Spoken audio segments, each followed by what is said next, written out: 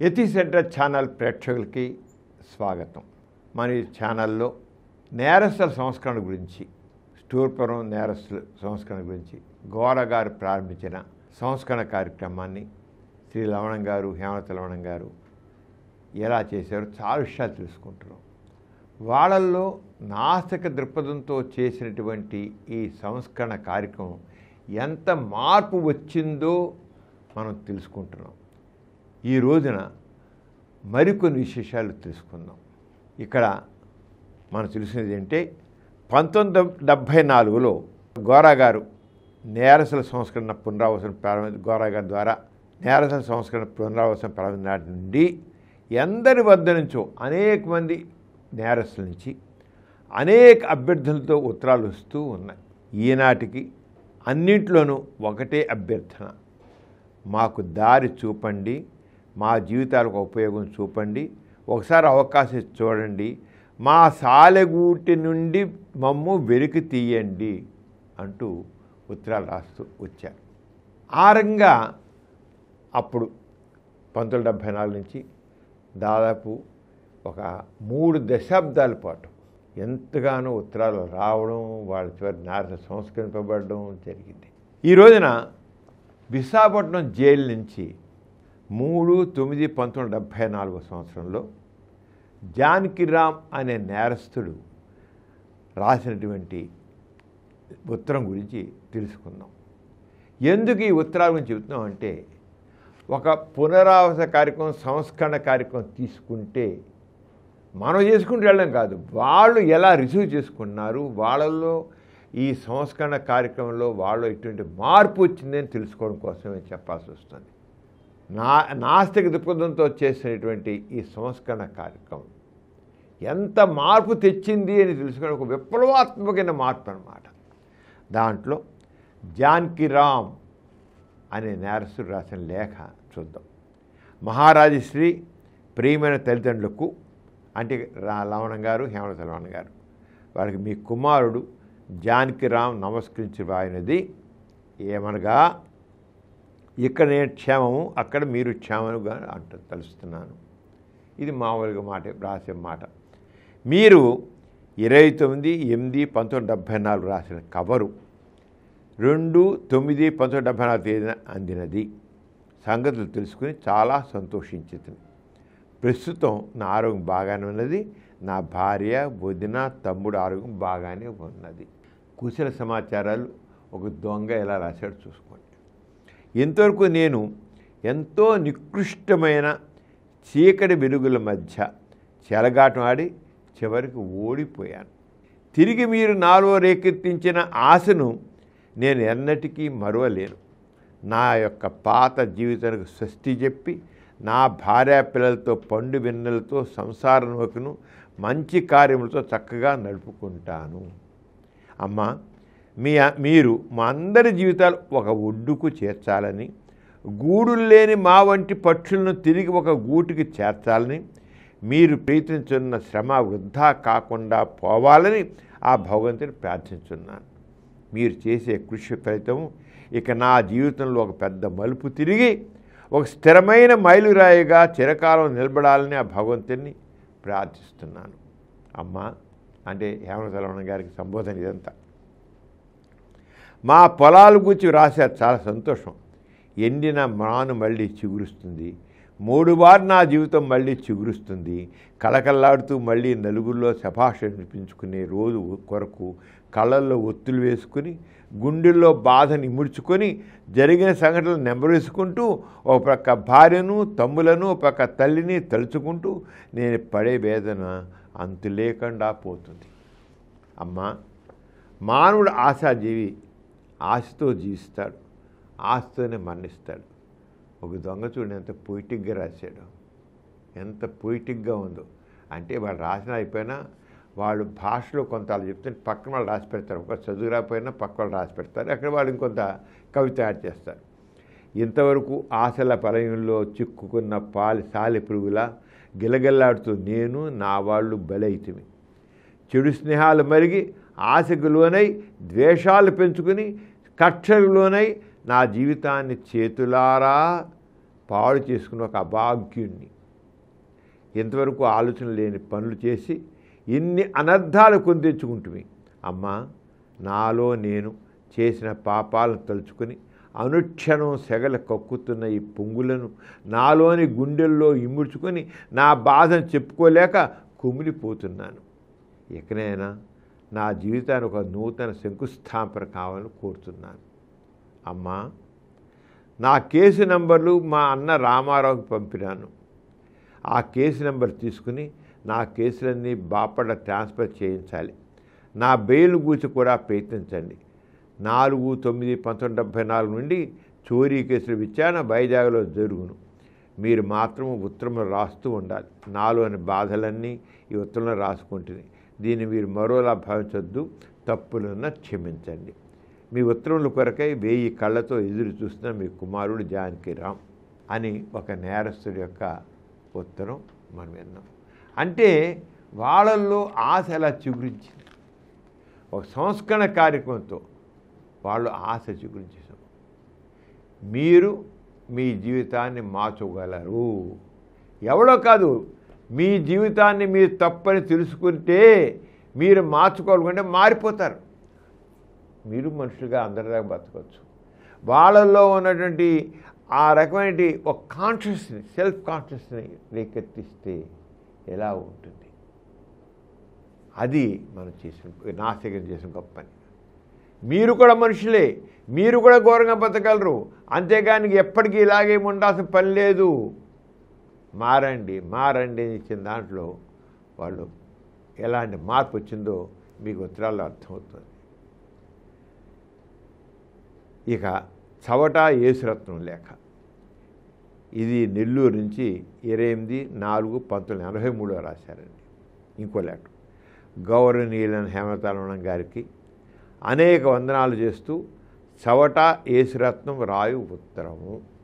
అమ్మా, ఇక్కడ చవట యేసురత్నం, బచ్చు రాములు, వీరిగ జార్జి, బల్లాని సోమయ్య, రొడ్డి కృష్ణ ఉన్నాం. మొత్తం ఎవరున్నారు దగ్గర జైల్లో వాటి గురించి రాశాడు.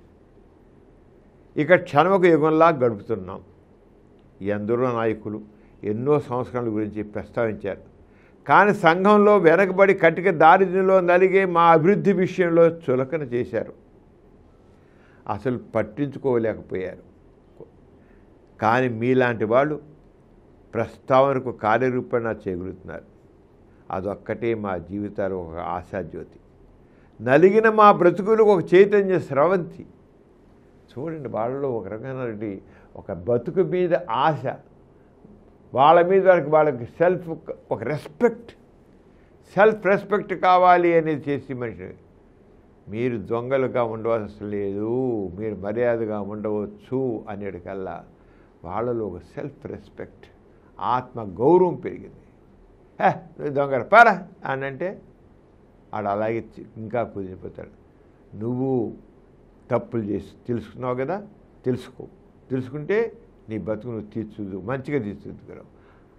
ఎంతమందో సంవత్సరం దొంగతనం చేయకూడదు, దొంగతనం మంచిది కాదు చెప్తారు. కానీ ఆచరణలో వీళ్ళని ఆదుకున్న వాళ్ళు లేరు అని చెప్పినది చెప్పారు. కబుర్లు చాలా చెప్పారు.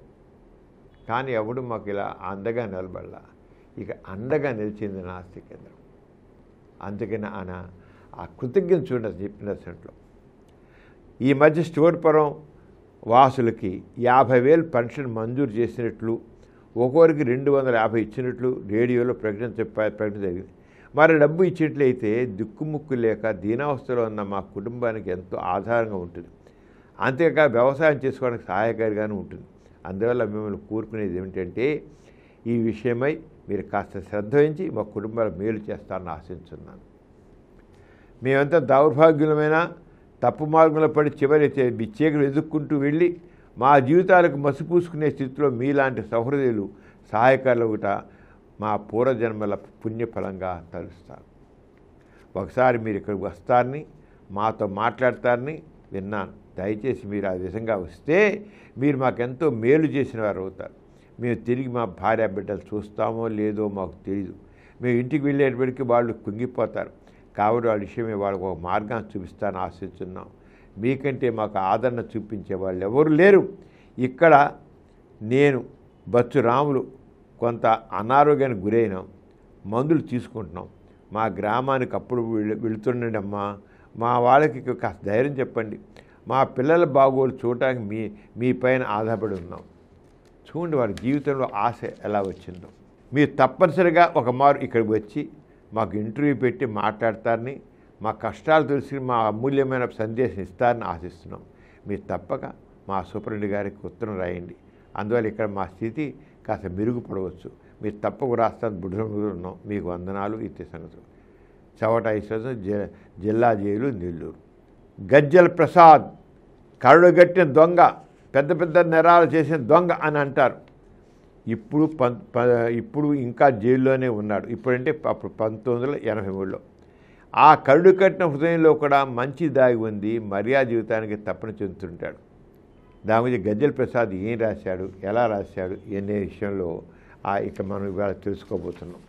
గజ్జల ప్రసాద్ రాసిన లేఖ ఏంటంటే, మహారాజశ్రీ గౌరవనీయులు పూజనీయులైన ప్రజాసేవకులైన హేమలతమ్మ లవణంగార్ల సారథ్యములకు గజ్జల ప్రసాద్ పూజించి రాసుకున్న పశ్చాత్తాప వినయపూర్వక విన్నపములు. దేవుని దయ వల్ల నేటి వరకు క్షేమంగా ఉన్నాను. మీరు అది ఎలాగనా మీరు మీ చిరంజీవులు చిరకాల ఆయురారోగ్యం, ఐశ్వర్యం, సిరి సంపద విలసిల్లాలని భగవంతుని అనుదినం ప్రార్థిస్తూ ఉన్నాను. అమ్మ, నేను జైల్లో ఉన్నప్పుడు నా వద్దకు వచ్చి నా మీద కరుణతో నాకు హితోపదేశం చేసినారు. ఇక మీద నేను ఎలాంటి తప్పులు పనులు చేయకూడదని నా వద్ద మాట తీసుకుని వెళ్ళారు. నేనే నీ మాటను పదే పదే తలుచుకుంటూ కూడా పరిస్థితుల ప్రభావాల వలన ఒక నేరం చేయవలసి వచ్చింది. నేను మీకు ఇచ్చిన మాట నిలబెట్టుకోలేనందుకు నాకు కలిగిన తీరిన దుఃఖము చెప్పడానికి సాధ్యం కాదు. ఎంతో సిగ్గుపడి నాలో నేను కూలిపోతాను. మీలాంటి దయార్థ హృదయాల మాటను బొమ్ము చేశానే లజ్జతో మీకు లెటర్లు రాయడానికి కూడా నా అంతరాత్మ నన్ను వేధిస్తూ వచ్చింది. ఆత్మహత్య చేసుకోవాలనే బాధతో నేను సమాజ హితగతుల గురించి అవగాహన చేసుకుంటే ఎందుకు ఈ జన్మ నా జీవితం విసుగుపుట్టి నేను చేసిన నేరములను తలుపు తెచ్చుకుంటూ నా పాపంలో విమోచన కొరకు అనుదినము దేవుని ధ్యానిస్తున్నాను. ఒక సందేశాలు నాకు వినిపించలేదు. ఆనాడు ఒకరికి ఇచ్చిన వాగ్దానమే నాకు పునర్జన్మ ప్రసాదించింది. ప్రతినిత్యము మీ హితోపదేశమే తలంపు వచ్చి మీ మాటకు నిలువనీయకుండా నా అహంకారంతో అజ్ఞానమనే అంధకారంలో పడి అలమటిస్తున్న నా చీకటి జీవితానికి ఆనాడు మీరు ఇచ్చిన అమర సందేశమే నన్ను ఎంతగా మార్చిన సంతోషం. అంటే వీటిని గొప్పగా రాశారని మనం అనుకోసం లేదు. ఇది గొప్ప కానీ ఆ జైల్లో చదువుచ్చాడు అంటారు కదా, వాళ్ళతో ఇలా చేయండి, ఇలా నా మనసులో భావన ఇలా చేయండి అని చెప్తుంటే అక్కడ చదువుకున్న వాళ్ళు ఇంత గొప్పగా జైలర్లు కానివ్వండి, లేకపోతే ఇంకోటి కానివ్వండి, జైలు సూపరింటెండెంట్ కానివ్వండి, వీళ్ళకి లెటర్స్ రాసి పెట్టారు మాడేరుగా. అందుకే ఇంత పొయిటిక్ ఎక్స్ప్రెషన్స్ ఇచ్చారు వాళ్ళు. ప్రతినిత్యము మీ హితోపదేశమే తలంపుకి వచ్చి మీ మాటకు వినియకుండా నా అహంకారం అజ్ఞానం అనే అంధకారంలో పడి అలమటిస్తున్న ఆ చీకటి జీవితానికి ఆనాడు మీరు ఇచ్చిన అమర సందేశం అంతగా మంచి సంతోషం. మరొకవైపు కేసుల విషయం వేధిస్తున్నాయి. ఆనాడు హైదరాబాద్లో నేను ఉన్నప్పుడు నన్ను వకీళ్ళకు పెట్టవద్దని తమరే ప్రేరణ పెట్టి కేసులు సహకరిస్తానని నీవు, నా భార్యాబిడ్డల పోషణ తమరే చూసుకుంటానని నీవు నాకు అభయం ఇచ్చి మీరు వెళ్ళారు. మీలాంటి ధర్మదాతల దయార్థ హృదయానికి ఎంతో సంబరపడి మీ ఘనతను కొనియాడవలసిందిగా నీకు బదులు పరిశుద్ధమైన పవిత్రమే మనసును నొప్పించినందుకు నాకు క్షమాపణ కలగజేయమని మీకు జాబు రాయాలనుకున్నాను. జీవితం ఒక నాటక రంగమని, సంసారంపై భార్యాబిడ్డలపై వ్యామోహంలే రుణాన సంబంధం లేని తెలుసుకుని నా జీవితం పరమార్థం చేసుకోగలిచాను.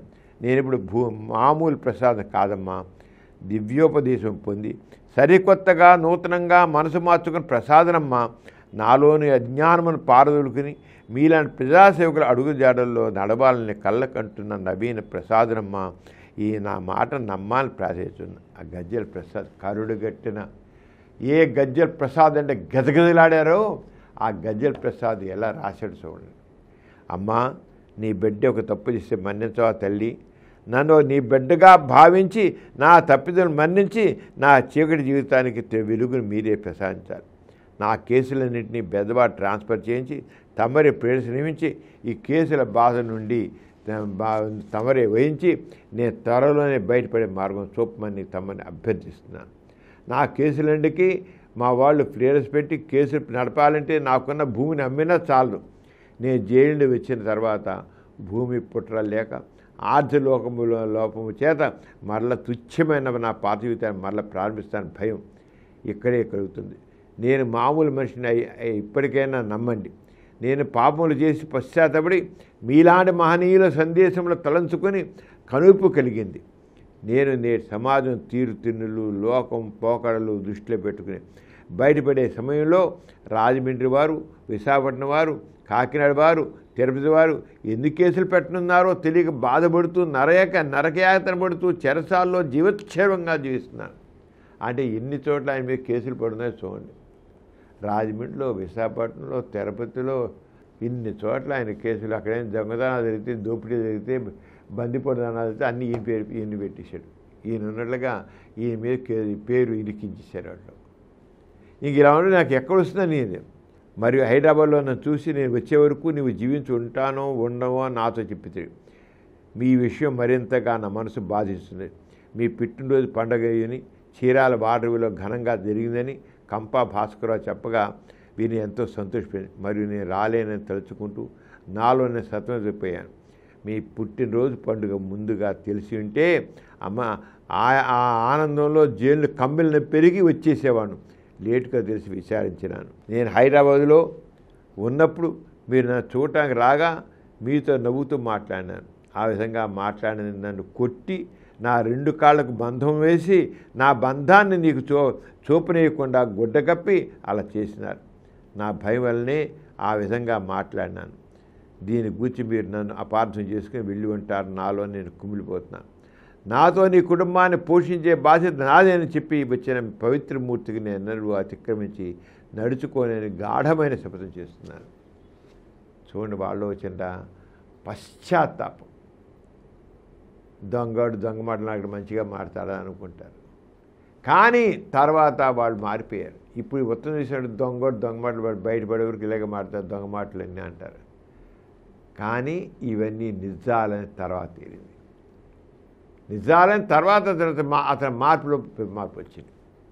అమ్మా, నేను మళ్ళా పంపుతున్న ఈ జాబ్ను చూసుకొని నువ్వు మన్నించినట్లుగా నా కేసులు బెదవాడకు ట్రాన్స్ఫర్ చేయిస్తామని, మీరు జాబ్ రాస్తారని స్వయంగా వచ్చి గ్రామ్స్పేట, చిత్తూరు సబ్ జైలు వద్దకు వచ్చి నా ఎదుట నిలబడినా చాలు, నేను చేసిన పాపం తొలగిపోయిందని భావించి నా పాప పరిహారముగా తమ పాదములను స్పర్శించి నా కాళ్ళతో మోకరించి తప్పులు క్షమించడం ప్రాధాన్యపడకు నాకు మనశ్శాంతి ఉండదమ్మా.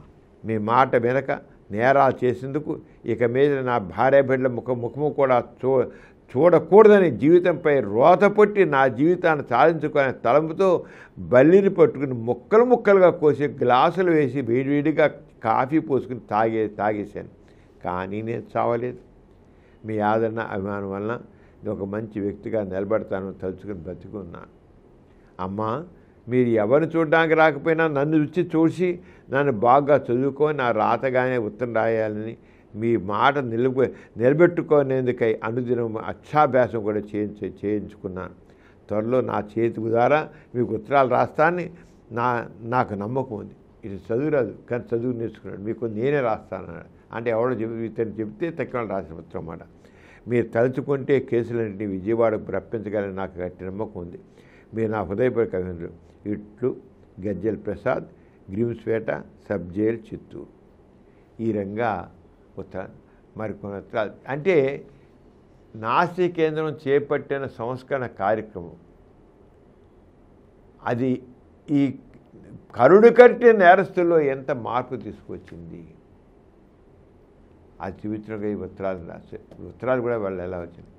తర్వాత నిజంగా వీళ్ళందరూ మారిపోయారండి. ఈ ఉత్తరాలు మీకు చదివిన తర్వాత వీళ్ళందరూ వెళ్ళి చూస్తే తోటపురంలో వీళ్ళెవరు పాముల జీవితం గడుపుతున్నారు.